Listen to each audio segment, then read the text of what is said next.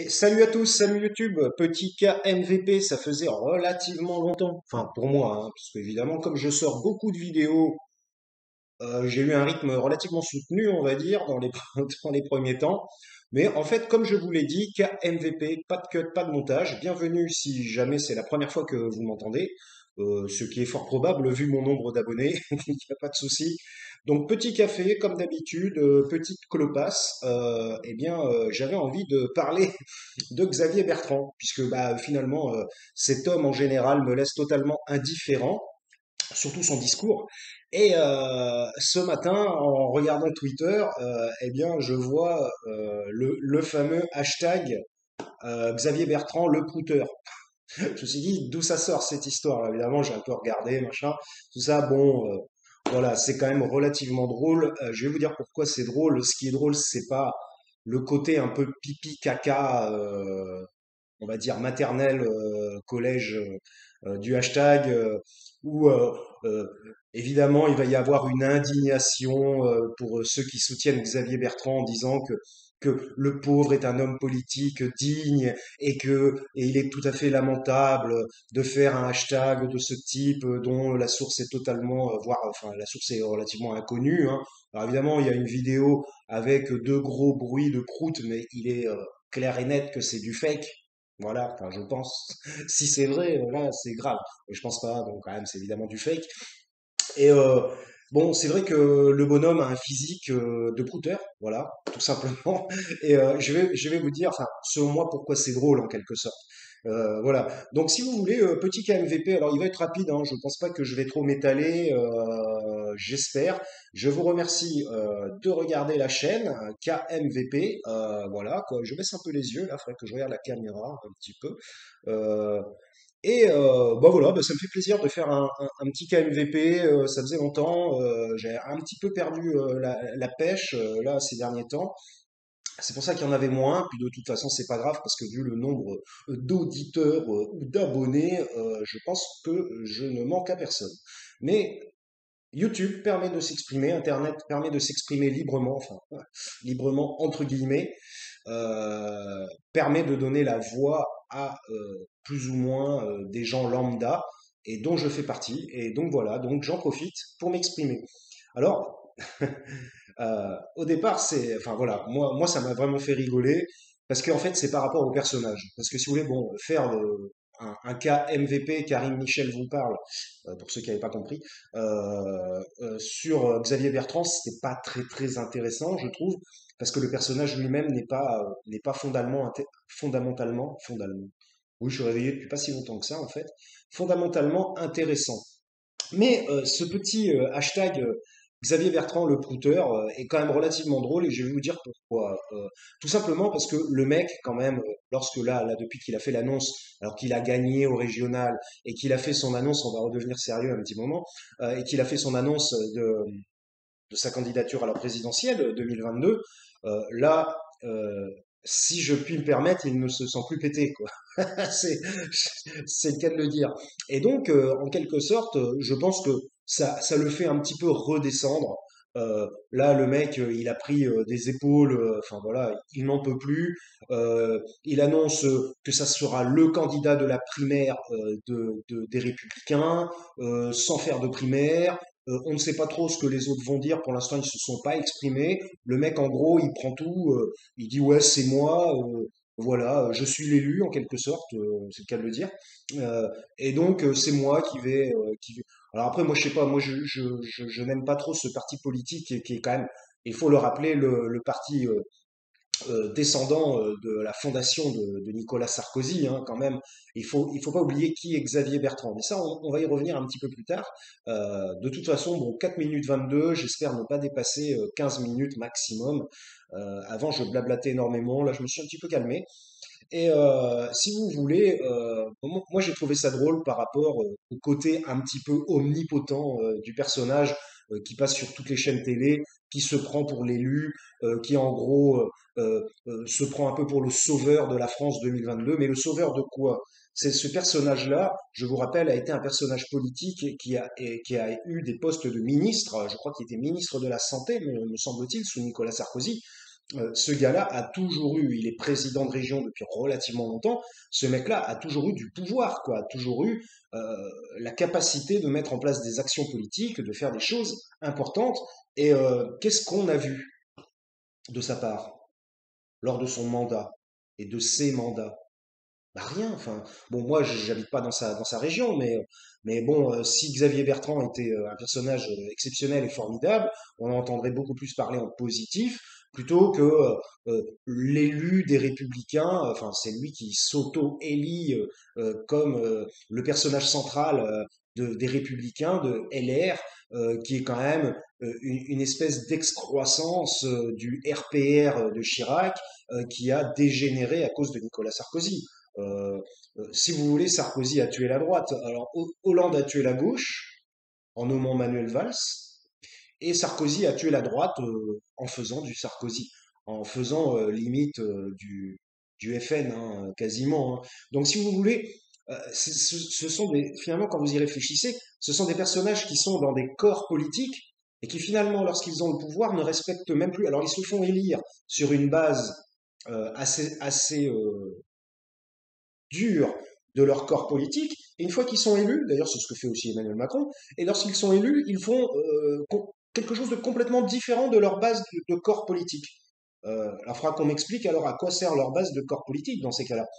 Tout ça, ce ne sont que des mots dans le vent de paix, peut-être, je ne sais pas. En tout cas, plutôt que de redevenir sérieux tout de suite, parce qu'il faut un peu en profiter quand on peut rigoler, parce que bah, quand la vie est dure, eh ben, on a besoin de rigoler un petit peu. Et moi personnellement, qui ne suis absolument pas pipi caca, pourtant pas du tout, eh ben, j'ai même participé un peu au hashtag parce que je trouvais ça drôle, je trouvais ça marrant, et ça le fait un petit peu baisser de son piédestal, tout simplement, parce que là, le mec se présente. Déjà, sa première mesure, s'il est élu président de la République, c'est d'empêcher les non-vaccinés c'est d'enlever des libertés aux personnes qui seront non vaccinées, d'empêcher les non vaccinés de faire ceci ou cela, d'aller ici ou là. Donc en gros, il va les confiner, hein, ce qu'elle veut dire. Il va créer une sorte encore de dichotomie entre les bons et les méchants. Les non vaccinés seront les méchants, les mauvais. Les vaccinés seront ceux qui... Bon, qu'est-ce que c'est que ce gars-là? Déjà, sa première mesure, c'est ça. Enfin, je sais pas, c'est puis même, il surfe un petit peu sur le problème du Covid qui nous a vraiment pété les couilles. Ça fait un an et demi que ça nous les casse, hein, quand même. Moi, même ma propre mère Mon oncle est mort du Covid déjà, voilà, je le dis. Bon, si c'était pas ça, il serait mort d'autre chose parce il avait une, comment ça s'appelle, quand on a plusieurs troubles médicaux, en fait, une comorbidité, voilà, c'est ça. Et ma mère aussi a été a été, elle n'est pas morte du Covid, mais elle a été touchée par les problèmes liés au Covid, voilà. Et donc le Covid nous fait chier tout le monde, en particulier les personnes âgées. Et d'ailleurs, que je tiens à signaler que normalement les personnes âgées étaient les premières à être vaccinées. Et nous remarquons que toutes les personnes âgées ne sont pas encore vaccinées. Alors apparemment, il faudrait 2 doses, il faudrait 3 doses, on ne sait plus trop, on ne sait plus trop, là, il faudrait 3 doses, pourquoi pas 15 aussi. Donc, bon, comme quoi les essais cliniques, ils disent que les essais cliniques étaient parfaits, tout est nickel. Bon, à la télévision, hein, à BFM CNews, hein, comment je les appelle, BM, ça y est, là, je reprends un peu, je voulais rigoler un peu, mais on va revenir sur le hashtag du prout, c'est relativement drôle. Voilà, bon, donc Xavier Bertrand, finalement, moi je n'avais pas grand-chose à dire, mis à part que c'est un suppôt de Sarko, et que de toute façon, il a mené une politique basée sur le sarkozysme tout au long de sa vie politique. Et qu'est-ce qui va nous amener en 2022? Il va nous amener, d'autant plus que quand il ne saura pas quoi faire, il va téléphoner à Nicolas Sarkozy, parce que je tiens à vous dire, mais vous devez le savoir, j'imagine, vous n'êtes pas bête, que Nicolas Sarkozy, il œuvre dans l'ombre, hein, il continue. Euh, il avait des contacts avec Emmanuel Macron, voilà, ça s'est un peu calmé apparemment, ils se sont pris un peu la tête apparemment. Il avait des contacts avec Emmanuel Macron, ce mec-là, c'était le grand chef de tous ceux du parti de droite, des Républicains. C'est même lui qui a nommé le parti Les Républicains, tatati tatata. C'était quoi? Il y avait le mouvement pour une majorité, le mouvement de la majorité présidentielle, je sais pas quoi. Bon, enfin bref, c'est que des noms du style on est les meilleurs, on est les plus forts, on est les républicains. Les autres, si eux sont républicains, les autres ils sont quoi? Ils sont pas républicains. Et si t'es républicain mais que t'es pas d'accord avec leurs idées, Dans ces cas-là, leur parti, c'est quoi? Ça signifie quoi? Bon, bref, de toute façon, Nicolas Sarkozy, c'est une honte pour la France et c'est lui qui a apporté le plus grand malheur pour la patrie française que j'aime et que je respecte. Voilà. Donc, si vous voulez, tous ceux qui sont alliés de près ou de loin à Nicolas Sarkozy ne feront que de la merde, sans faire de jeu de mots ou des croûtes. Donc voilà. Donc si vous voulez ce hashtag, ça me gratte. Le cul? Je ne sais pas. Non, c'était la cuisse, je vous rassure. Euh, j'ai fait un prout.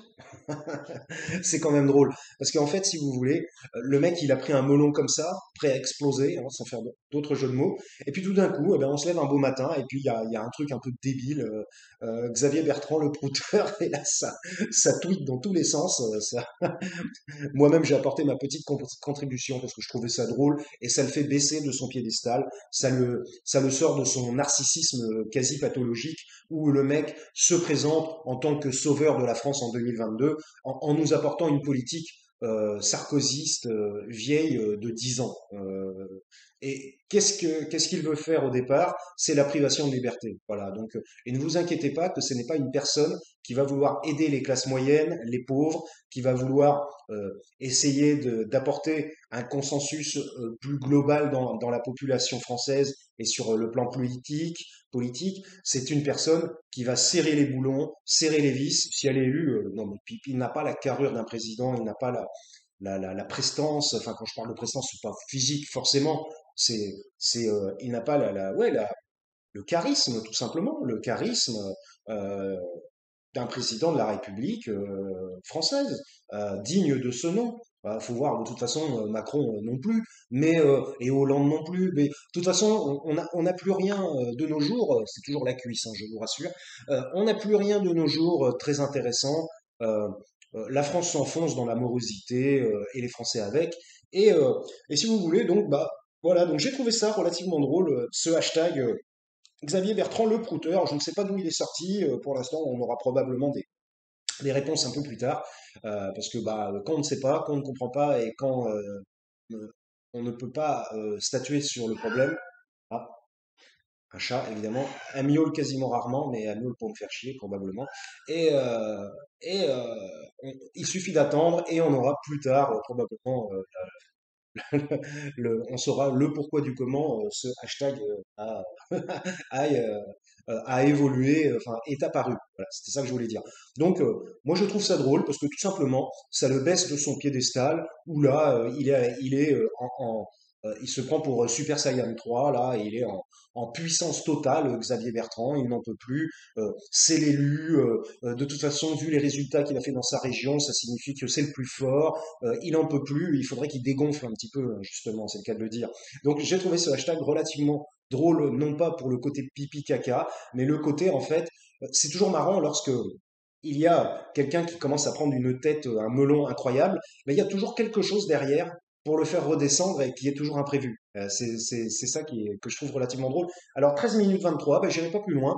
C'était juste pour vous dire que, bah voilà, ce matin, j'avais pas du tout enfin, j'avais pas du tout prévu de parler de Xavier Bertrand.